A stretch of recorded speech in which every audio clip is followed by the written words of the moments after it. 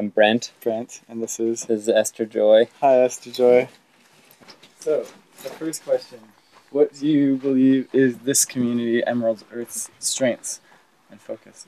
Well, I'd say that one of the biggest strengths we have here really is just that we have a group of really smart, skilled people who care about working together. Like what Tom and I were just talking about was how we can communicate in ways that are compassionate and really care about the other people in our community versus,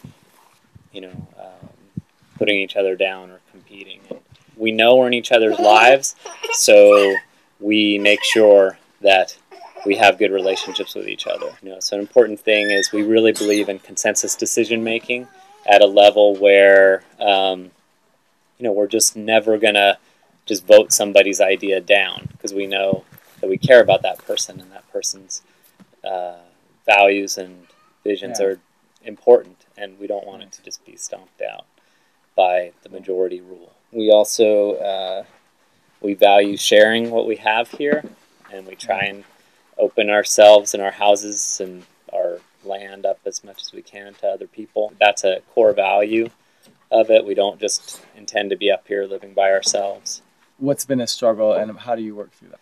Well, I think just any time making decisions with a large group of people can be a struggle. Consensus decision making is a little bit slower, maybe sometimes a lot slower than a dictatorship or a majority rule decision, but I feel like the end result is always worth it. So sometimes you can get frustrated, the process feels slow. We have a process by which we have a weekly sharing meeting, so if somebody has an issue that's up, we try and catch it every week rather than letting it fester and turn into something bigger. Even though we're a tight community and we have all our meals together, there's still the reality that somebody's parents might be sick, somebody might have something going on, and so the weekly meeting is a chance for people to just tell you that, you know what, I've been grumpy because this has happened. And then there's no story being told that, oh, this person's mad at me. It's just they've got something going on. That's one way we deal with it. We also have, for larger issues that are whole group decisions, more philosophical, and these may not be conflict, but just issues that need to be addressed. We have a kind of every couple months we have an all-day meeting dressed around things like that. What are the philosophies here? How do we want to deal with children? And values around that. Discussions that you can't have at a business meeting. Beautiful answers. Thank you for your time and your patience. And you're welcome. You guys are very open. Appreciate that. Thanks. Thank you. Okay. So Tom, what actions can the average person take to transition from an unsustainable way of living to a sustainable one? I think the biggest problem right now with people who are talking about taking on a sustainable way of life is that people's lives are so caught up in the environmentally destructive, socially destructive, disharmonious lifestyle. People have a mortgage. People have to have health insurance, so they have to have a job to pay for their mortgage and health insurance. And you have to have a car to get to your job. So there's so many levels at which, even though you may be vegan and shopping local food and there's sort of, I feel like there's a limit that people can go to, particularly individually. There's a lot of things that people can do in like an urban setting or semi-urban by grouping together. Doing things collectively, like creating co-ops, land trusts, those kind of things. But that's really a big reason why I've really wanted to come live at a place like this, where we can really go as deeply as possible into disengaging from the system that's messing up the world. Right. So it's really hard. I find it very, very difficult. I've done a lot of work in fighting the system as it is. I was in Seattle. I've done a lot of community organizing with people, a lot of work getting legislation through state legislators to protect people. I've felt a little bit hypocritical that I'm preaching or I'm helping people create a different lifestyle, different way of living, where I'm not going as deep as I want to be in that way of life. So coming here and being able to grow as much as my own food as I can, and even you know, living in a home that's made of materials right from the local area, living in a group of people rather than have my own little postage stamp of land and house. This is a land trust here, so we're not in that mortgage craziness. And you were just the average Joe, and you were able to come into a community like this by, did you give money or just friends, or how did you do that? There's certainly a process of becoming a full member. People can create community right where they're at, and everybody's needs are different.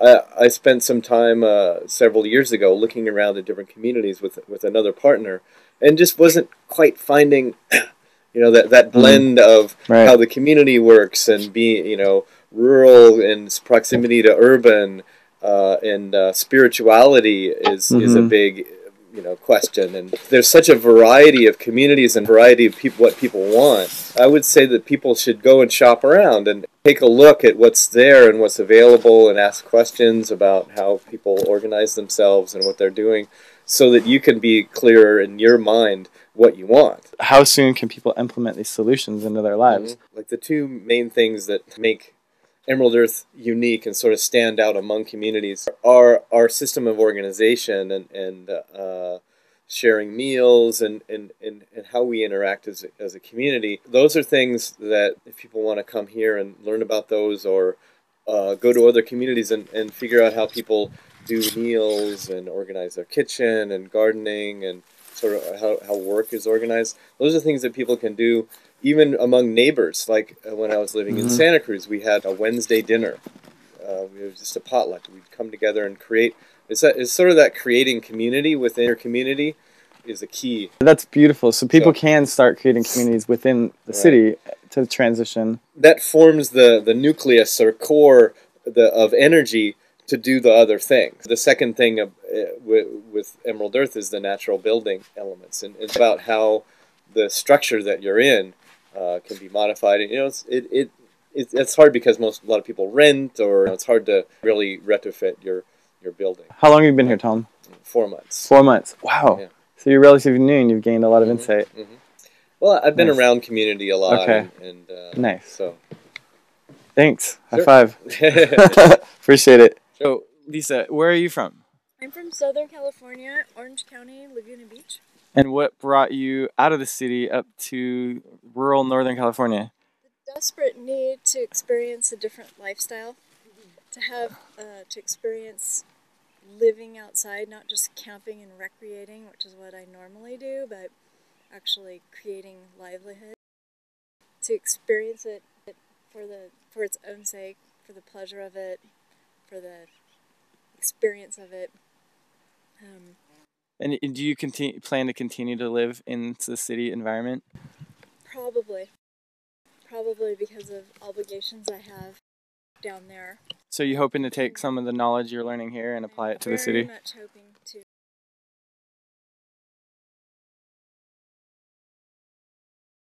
Well, you're really thinking about what it means to live sustainably.